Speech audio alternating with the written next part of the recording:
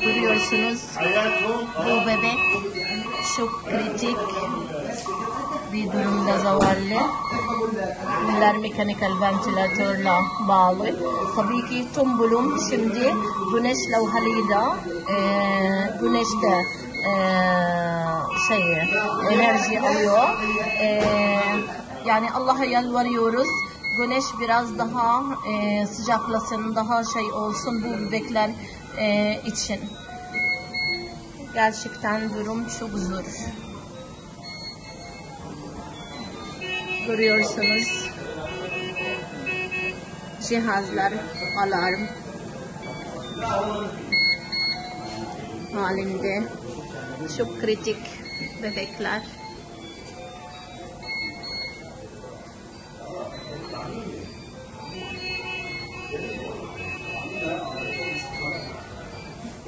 Ve dediğim gibi bir sürü bebek, hatta stabil olan bebeklere ve discharge olan bebeklere maalesef bir sürü aileler yok oldu, ya şehit oldu ya da güneye kaçmışlar.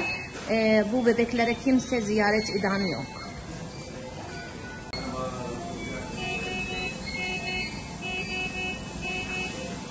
Hepsi bunlar kritik bebeklere. Hepsi bunlar görüyorsunuz. Tüm cihazlar alarm halinde.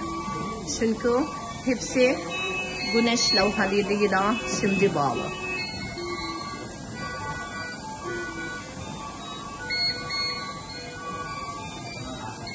Ve Allah korusun, yani gerçekten eğer bir gün güneş çıkmayacaksa ya da çıkmazsa bunlar hepsi ölecekler.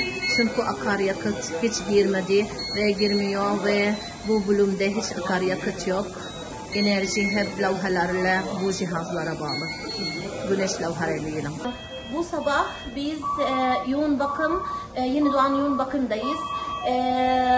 Şimdi bildiğiniz gibi akaryakıt bittiği için bu bölümde şimdi tüm bu cihazlar güneş levhalarıyla, güneş enerjisiyle çalışıyor. Şimdi hepsi bu aletler güneşe bağlı.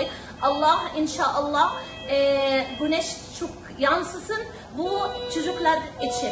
Ve bu bizim yeni doğan bölümlerinde şimdi 40 hasta var. 40 bebek var, hayatları tehditle. Mesela bu çocuk Kurd ailesi Jabaliya'da dün akşam tüm ailesi sardırıldı ve ev yıkıldı. Bu bebek kurtuldu ve tüm ailesi şehit oldu. Onun sahibi yok. Bir sürü çocuk sahibi olmayan bebekler, bunlar yatim oldular. Ailesi yok ve bu çocuk aynı şekilde, bu çocuk, o da tüm ailesi şehit oldu. Kimsesiz kalmış ve maalesef kimse onlara soran yok, yok.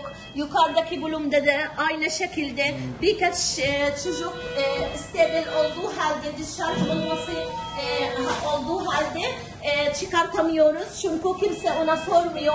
Ya ailesi güneye gitmiş ya da şehit olmuş, bilmiyoruz. Bu da minnacık bebekte görüyorsunuz, çok kritik bir durumda zavallı. Yani bu gerçekten bu enerji durursa, güneş çıkmazsa bu bebekler ölecekler. Yani gerçekten vahim bir durumdayız. Yani gerçekten ne olursunuz akaryakıt sokun artık. Ve gerçekten yani çok minnacık bebekler görüyorsunuz. Gerçekten hepsi yavru, canım benim, çok çocuk görüyorsunuz. Gerçekten ay minnacık zavallı bu bebekler. Ne olursunuz bu savaşa durdurun. Ne olursunuz bize merhametli bakınız.